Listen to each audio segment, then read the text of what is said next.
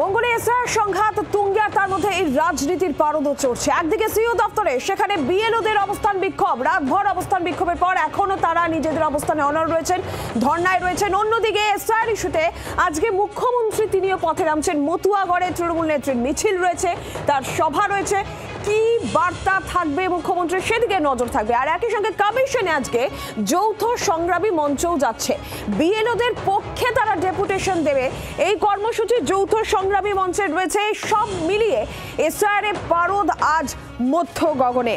একদিকে বিএলওদের সিইও দপ্তরের রাতভর ধর্ণা, বিক্ষোভ, অবস্থান কর্মসূচি আমরা দেখেছি। রীতিমতন উত্তেজনার পরিস্থিতি হয় গতকাল রাত্রে, সেই ছবি দেখেছি এবং আজকেও সেই ধর্ণা অবস্থান চলছে। মতুয়াগড়ে আজকে মুখ্যমন্ত্রী তার কর্মসূচি রয়েছে। এসআর নিয়ে কি বার্তা আজকে মুখ্যমন্ত্রীর থাকে। অন্যদিকে সংগ্রামী যৌথ মঞ্চ তারা বিএলওদের পক্ষ নিয়ে কমিশনে ডেপুটেশন জমা দেবে।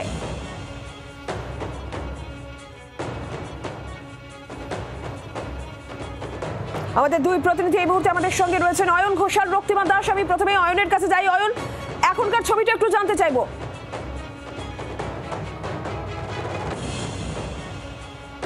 কোনো অবস্থাতেই আজকে এই অফিসের সামনে অবাঞ্ছিত কাউকে জমায়েত করতে দেওয়া হবে না। গতকাল রাতের ঘটনা থেকে শিক্ষা নিয়ে সিদ্ধান্ত কলকাতা পুলিশের বা বলা ভালো বউবাজার থানার। সেজন্য এখানে দুদিকে দুটো প্রিজন ভ্যান এনে রাখা হয়েছে। যে কোনোভাবেই যদি কোনো জমায়েতের চেষ্টা হয় সঙ্গে সঙ্গে ধরপাকড় এবং এখান থেকে সোজা লালবাজার, এটাই প্রাথমিকভাবে পুলিশের সিদ্ধান্ত। গার্ড রেল এখনও পর্যন্ত আমরা সকাল থেকে যেটা দেখছিলাম তার বাঁধন কিছুটা আলগা করা হয়েছে, কারণ ইতিমধ্যেই নির্বাচন কমিশনের যারা আধিকারিক, যাদের প্রকৃত এখানে কাজ, যাদের নিরাপত্তা দেওয়ার জন্য যাবতীয় এই ব্যবস্থা বা আয়োজন, তাদের এবার একে একে ঢুকতে হবে অফিসের ভেতর। তাদের ঢোকার রাস্তা এখানে কিছুটা প্রস্তুত করা হচ্ছে, কিছুটা খালি রাখা হচ্ছে। আমরা একদম ভেতরে যারা বসে রয়েছেন কমিশন অফিসের সামনে ধর্নায়, তাদের যে পরিচয় পাচ্ছি তার মধ্যে প্রথমেই রয়েছেন মইদুল ইসলাম। মইদুল ইসলাম তিনি তৃণমূলের প্রাথমিক শিক্ষক সংগঠনের সভাপতি। তার পাশে বসে রয়েছেন মণিশঙ্কর মণ্ডল, সংস্কৃত ইউনিভার্সিটির অধ্যাপক। তার পাশাপাশি রয়েছেন চারজন বিএলও, তার মধ্যে রয়েছেন অমিত মণ্ডল, সোনালী চক্রবর্তী, তনুশ্রী ভট্টাচার্য এবং সাইফুল্লাহ হালদার। অর্থাৎ সব মিলিয়ে এই 7 জন এখনও পর্যন্ত বসে রয়েছেন নির্বাচন কমিশনের অফিসের ঠিক সামনে।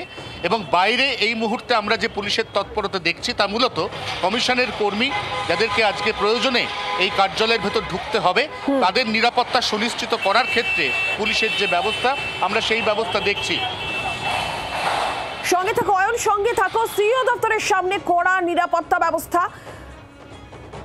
এরই পাশাপাশি এই ছবি যেরকম আমরা দেখতে পাচ্ছি, সিইও দপ্তরের সামনে এখনো বিএলওদের ধর্ণা কর্মসূচি চলছে। আর এর মধ্যেই সংগ্রামী যৌথ মঞ্চ তারা বিএলওদের পক্ষে এবার ডেপুটেশন জমা দিতে চাইছেন। তারা আজকে কমিশনে যাবেন। সেই সংক্রান্ত আপডেট রক্তিমার কাছ থেকে নেব। রক্তিমা,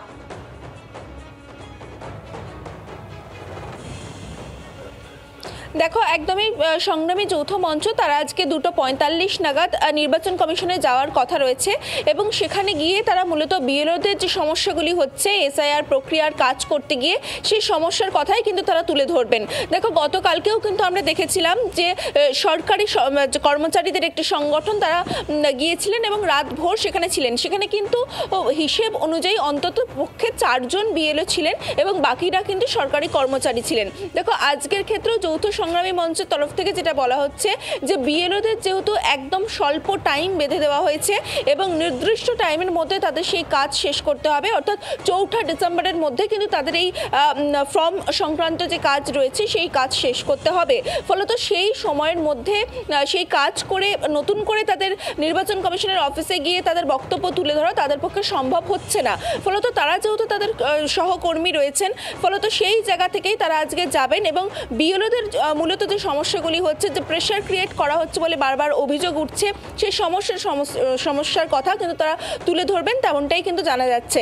অন্যদিকে দেখো, ইতিমধ্যেই যেমনটা আগেও বলছিলাম, নির্বাচন কমিশন দপ্তরের তরফে কিন্তু ইতিমধ্যেই সিওর তরফ থেকে জানিয়ে দেওয়া হয়েছে যে সমস্ত জায়গায় জনসংখ্যা বেশি রয়েছে সেখানে কিন্তু প্রয়োজনে অতিরিক্ত বিএলও নিয়োগ করা যেতে পারে, ডিএমদের সেই ক্ষমতা দেওয়া হচ্ছে। অন্যদিকে দেখো, যে অসুস্থ হয়ে যাচ্ছেন বিএলওরা বলে যে অভিযোগ উঠছে, অনেকে কাজের প্রেশার নিতে পারছেন না, সেই জায়গা থেকে কোনোভাবে কোনো বিএলও যদি নিজের কাজ করতে না পারেন কোনো শারীরিক সমস্যাজনিত বা অন্য কোনো সমস্যাজনিত কারণে, তাহলে সেটা জানালে ডিএম কিন্তু পারবে তার জায়গায় রিপ্লেসমেন্ট করতে। সেই ক্ষমতাও কিন্তু তাকে দেওয়া হচ্ছে বলে সিও দপ্তর থেকে গতকালই জানিয়ে দেওয়া হয়েছে। ফলত তুমি জানোই যে আজকে একাধিক ইস্যু রয়েছে এবং এই এসআইআর ইস্যু নিয়ে মুখ্যমন্ত্রীও আজকে পথে নামছে। সেই জায়গা থেকে ধন্যবাদ তোমাকে। আর আজকে যেখানে যৌথ সংগ্রামী মঞ্চ তারা বিএলওদের পক্ষ নিয়ে ডেপুটেশন দিতে আজকে নির্বাচন কমিশন দপ্তরে যাচ্ছে, অন্যদিকে যেমনটা ছবি দেখাচ্ছিলাম আপনাদের সিও দপ্তরে, সেখানে বিএলওদের ধর্ণা বিক্ষোভ চলছে। গতকাল থেকে শুরু হয়েছে তাদের ধর্ণা বিক্ষোভ কর্মসূচি। বাংলার আওয়াজ, বাঙালির আবেগ, জি 24 ঘন্টা।